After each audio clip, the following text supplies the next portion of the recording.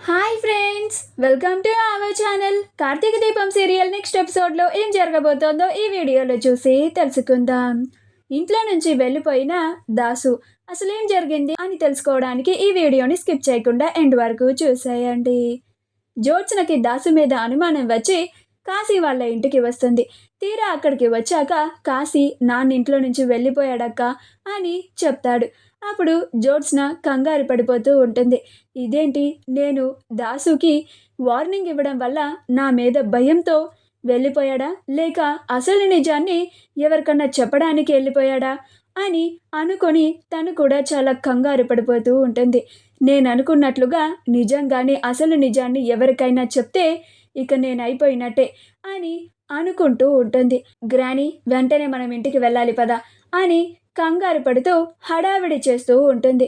అప్పుడు పారిజాతం, ఇదేంటి వచ్చేంత వరకు హడావిడి చేసింది, ఇప్పుడు నా కొడుకేమో ఇంట్లో నుంచే వెళ్ళిపోయాడు అంటున్నాడు వీడు, ఇప్పుడు మళ్ళీ ఇంటికి వెళ్ళిపోదాం అంటుందేంటి, అసలు ఇలా ప్రవర్తిస్తుందేంటి అని అనుకొని, రే కాశీ, అసలు నా కొడుకు ఎక్కడికి వెళ్ళిపోయాడురా అని కంగారు పడిపోతూ ఉంటుంది. అప్పుడు కాశీ, మాకు అది అర్థం కావడం లేదు నానమ్మ, నాన్నేమో ఈ కాగితంలో నా కోసం ఎవరూ వెతకొద్దు, నేనే వస్తాను అని రాశాడు అని అంటాడు. అప్పుడు పారిజాతం, వాడెలానే రాస్తాడ్రా, వాడసలే మతి లేనోడు, వాడిని ఒక్కడనే అలా ఎలా వదిలేశారా అని అంటుంది. అప్పుడు కాశీ, నాన్ననేమి ఒక్కడనే వదిలేలేదు నానమ్మ, ఒక కంట కనపడుతూనే ఉన్నాము, అయినా మా కళ్ళు గప్పి ఆయన ఎప్పుడు వెళ్ళిపోయాడో మాకు అదే అర్థం కావడం లేదు, అసలైనా నాన్న ఇంట్లో నుంచి ఎందుకు వెళ్ళిపోయాడో అసలు అంతు చిక్కడమే లేదు అని అంటాడు.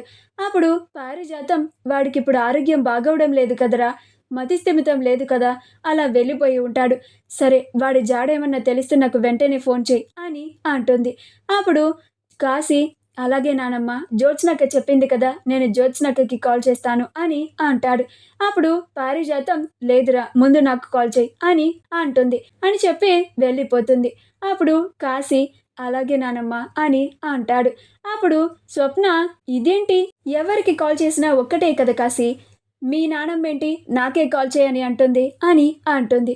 అప్పుడు కాశీ, దాని గురించి నువ్వు వదిలేదిల్లు, ముందు నాన్న ఎక్కడికి వెళ్ళాడో మనం వెతకాలి అని అంటాడు. దాసు ఇంట్లో నుంచి వెళ్ళిపోయి రోడ్డు మీద ఆలోచించుకుంటూ నడుచుకుంటూ వెళ్తూ ఉంటాడు.